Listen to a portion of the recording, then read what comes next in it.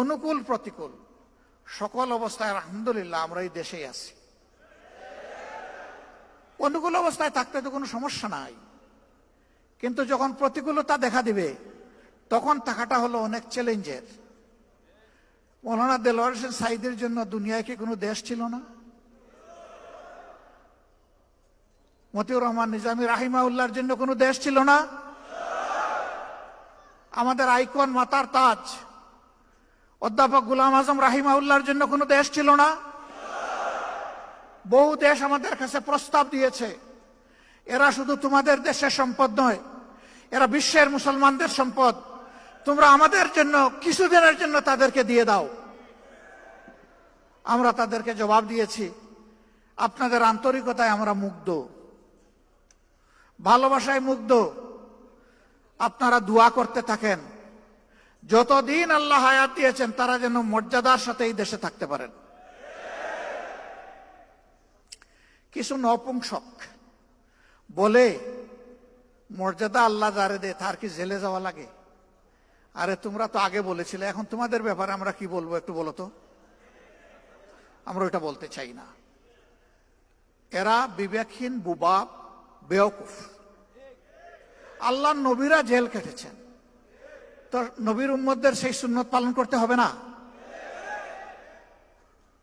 আমাদের নবী কিন্তু একজন না, আমরা এক নবীর উম্মত, কিন্তু আল্লাহর সমস্ত নবীরা আমাদের নবী। ইসলামই একমাত্র ধর্ম সমস্ত নবীর নাম শুনলে সম্মান প্রদর্শন করে। আরেকটা ধর্ম এরকম দুনিয়া এখন খুঁজে পাওয়া যাবে না যে সমস্ত নবীকে সম্মান করে, কমপক্ষে এক দুইজনকে কুচা মারে।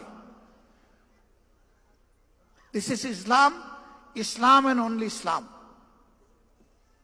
এটাই একমাত্র অসাম্প্রদায়িক ধর্ম।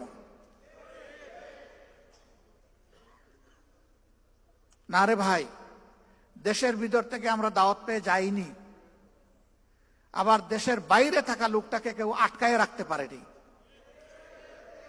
তিনিও সকল মায়ার বাঁধন ওই জগতের মায়াজাল ছিন্ন করে তার দায়িত্বের অনুভূতির কারণে তিনি একজন ফাইটার হিসাবে, আল্লাহর একজন সৈনিক হিসাবে আদালতে দাঁড়িয়ে তিনি বলবেন, আমার বিরুদ্ধে যত অভিযোগ, হে আল্লাহ তুমি সাক্ষী থাকো, সব মিথ্যা। তাই তারা করেছেন, আমরা ছেড়ে যাব না।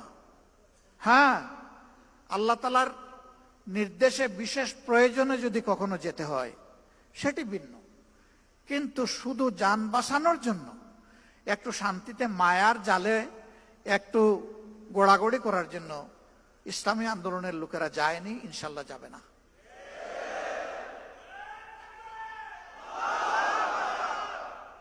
আমি বলে থাকি, যাবই বা কোথায়? আমাদের তো একটি বেগম পাড়াও নাই, পিসি পাড়াও আমাদের নাই, যাব কোথায়?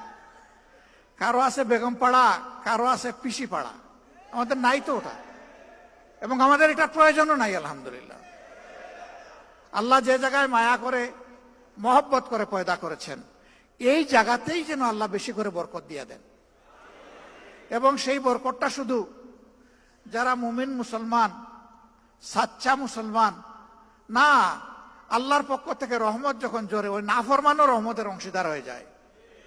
দুনিয়ায় সেও তার ভাগ পায়, আখেরাতে আল্লাহ রহমতের হিসাব তার কাছ থেকে নেবেন, কিন্তু দুনিয়ায় সেও পেয়ে যাবে। এই জন্য আমরা যা চাই এটি হচ্ছে যে আল্লাহর আইন হচ্ছে শ্রেষ্ঠ আইন।